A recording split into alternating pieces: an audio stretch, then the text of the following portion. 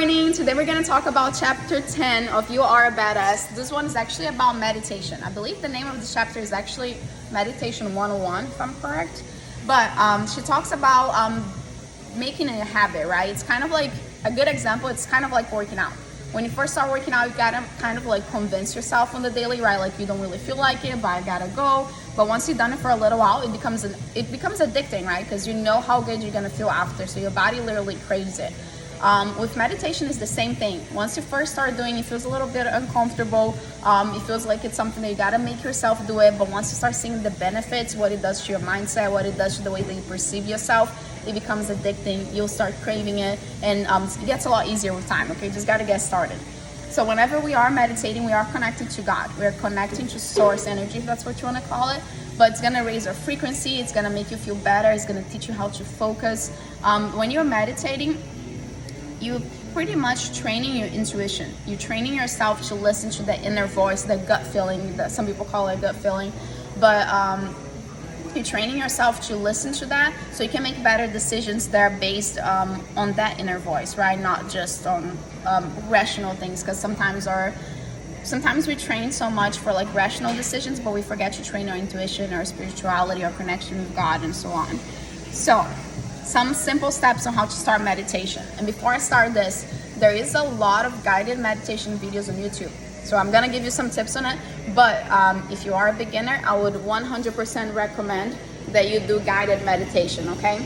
So some simple steps is for you to sit down in a comfortable position with your legs crossed. You can put like your hands on your knees, just lay your hands on your lap. Some people like to do it with their eyes closed. Some people like to do it with their eyes open. If that's how you want to do it, a good idea is to like have a solid spot that you want to focus on. Some people personally like to light up a candle, for example, so you can focus on the fire on the candle, right? There's on the flame. So there's different ways to do it, but you want to have a spot that you're either looking at or keeping your eyes closed.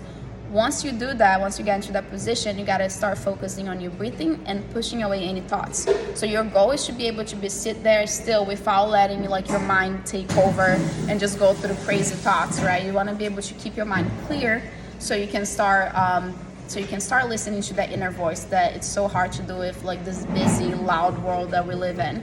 So that's how the exercise actually works.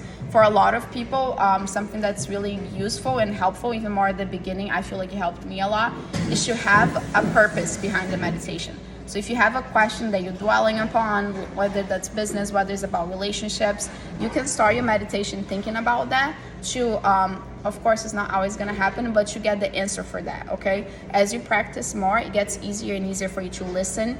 It's almost like recognizing the inner voice, recognizing that that's really the way that you're feeling, and that is the confirmation about whether you should take that step in business or not, or so on. So you can 100% have a purpose behind the meditation. So that's a couple tips. Like I said, if you are a beginner, try guided meditation. It's so much easier at the beginning, because I feel like when you first start, it's hard to clear your mind. So you start thinking about like the time that you got to stop this meditation to so you can get to your job, or the time that you got to do this, and you start making this to-do list in your head. So through guided meditation, it was the easiest way for me to get started with clearing up my mind, okay? So that's chapter 10. I hope you guys are loving the book so far. Oh God.